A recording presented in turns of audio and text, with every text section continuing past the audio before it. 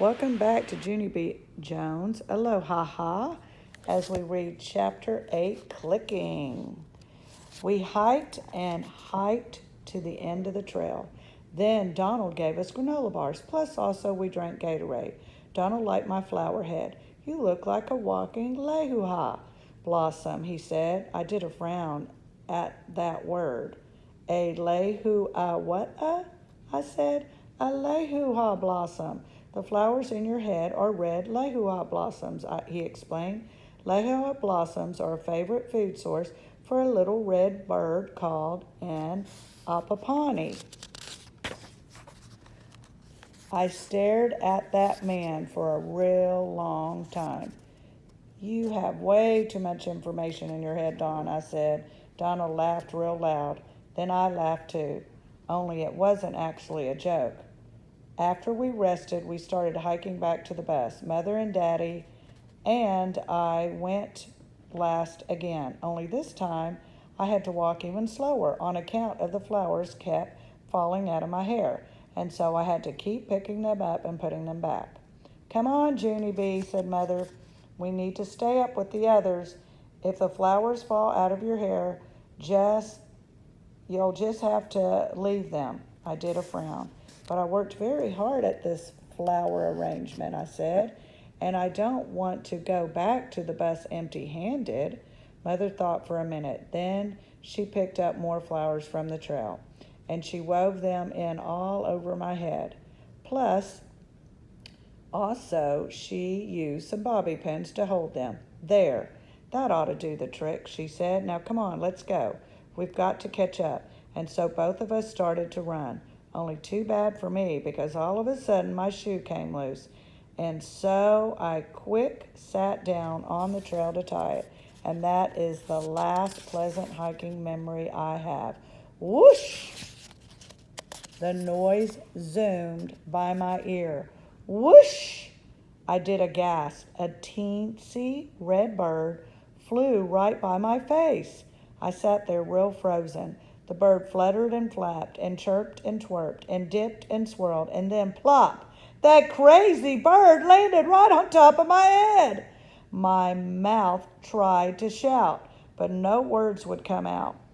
I quick stood up and tried to shoo him away, but he just flapped and flopped and fluttered some more, and he kept right on staying there. Then finally my voice came back to normal. Bird, bird, 911, 911, bird, bird, bird, I screeched. Mother and Daddy came running back to me. Their mouths fell all the way open. Then they tried to shoo the bird away, too, but it still kept flapping and flopping and fluttering up there. Suddenly, Mother covered her mouth with her hand. Oh, my gosh, I think it's stuck, she said. I think it's tangled in your hair. My eyes got big and wide at the news. Tangled, I yelled. The bird is tangled in my hair? Are you kidding me?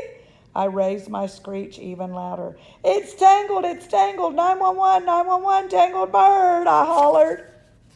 All of the bus people came rushing back at once. Plus Donald came rushing back too. He came to a stop in front of the group.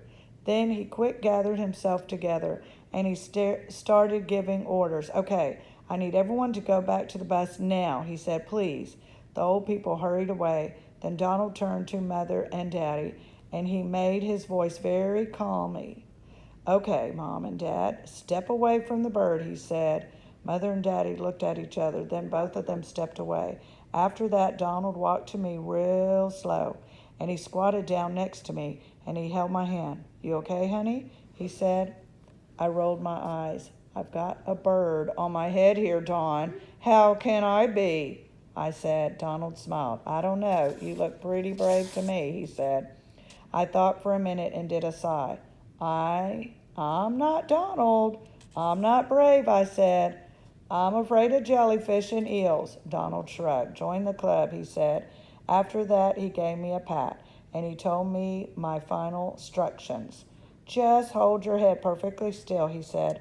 I'm going to walk behind you and untangle this little guy, okay? My heart pounded real hard. Okay, I said back. He stood as still as could be. Donald's voice kept talking real quiet and calm.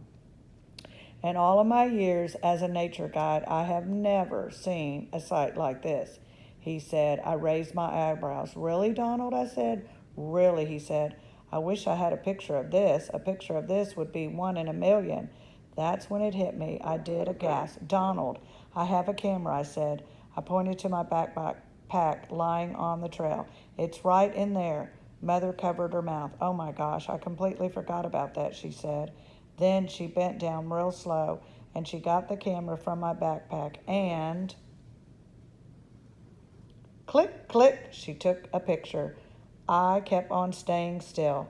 I felt Donald pick up the bird real gentle and he untangled its feet from my hair. Click, click. Mother took another picture. Then hooray. You could see the bird in her hair. A bird in the hands. Donald held out his hands, and he showed me the teensy little red bird. Look, see? Not one feather harmed, he said. Good job, young lady. I smiled real relieved. Good job, you too, Donald, I said.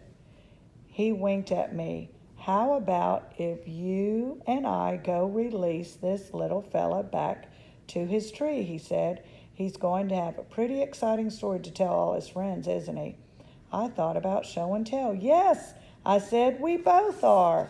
After that, I took the camera from Mother, and me and Donald went down the trail a little way. Donald set the little bird on a rock. He kept his hands around the bird real gentle. Ready? Said Donald. Ready, I said. Donald took his hands away, and flap, flap, the bird started to fly. I began snapping pictures very fast. Click, click, a bird in the tree. Click, click, bye-bye, birdie. Then, zoom, it flew away. For a second, I stood there real silent. Donald stood real silent, too. Whoa, I said finally. Wow, said Donald. We looked at each other and smiled. I aimed my camera one more time. Click, click, my new friend Don. In the last chapter, Aloha, Day 5. Dear First Grade Journal, it is already tomorrow morning. Mother and Daddy are still sleeping, only I don't even know how could even go to sleep at all last night, because yesterday was the excitingest day of my life. Donald talked in the microphone the whole way home. He said that the bird was just a baby, and it thought my head was a giant flower probably. Also, he said how brave I was and that I was a delightful little girl. It was a very interesting conversation, but that was not even the end of my exciting bird day. On account of last night, I took a bubble bath and Squeezer got all warmish and soapish. And what do you know? He slipped right off with the bubbles. I'm getting to be excellent with birds. Someday I will be a nature guy probably. I thought for a second, or maybe I'll be a photojournal guy possibly. I tapped on my chin. No, wait. Maybe I might like to arrange hair flowers, 'cause I have a talent for that too, I believe, from Junie B, nature guy, and other possible stuff. I put my pencil down and took out my photojournal, 'cause after the bus trip yesterday, we went right to the drugstore and we got my pictures developed. They turned out beautifully, I tell you. I showed them to Philip, Johnny, Bob, and Squeezer. They loved them very much. Also, I tried to show them to Dolores, but she was busy getting a facial. After I finished looking at the pictures, I lined them up in my journal and I printed their captions all nice and neat. I smiled as I read them. Day 1, Grouchy Ladies. Day 2, Doofus Girl and Squeezer. Day 3, Hawaii is making a fool out of me. Day 4, a bus full of old people. I am stunning. A bird in the hair. A bird in the hands. A bird in the tree. Bye-bye, birdie. And my new friend, Dawn. Mr. Scary was right. A photojournal really does tell a story in pictures, and Don was right too. My bird picture was 1 in a million. I did a sigh. 1 in a million. I whispered, you really can't beat 1 in a million. I opened up my suitcase and I packed my journal real careful. I smiled some more. Room one's first official photo journal ever, I said. I stood up a little straighter because feeling official made me taller again. Just then the radio went off. Today was going to be our last day in Hawaii, and so Mother and Daddy had set the alarm. I looked at the clock and grinned. There was still time for one more delicious pancake breakfast. I tiptoed over to Daddy and blew air in his face. He opened one eyeball. I waved. Aloha-ha-ha, I whispered. Daddy did a chuckle. I kissed him on the cheek. Hawaii was the time of my life. Now, if you enjoyed this book, Junie B. Jones, there's a whole collection of them. Check it out at your nearest library and enjoy your next Junie B. Jones books. Have a good day.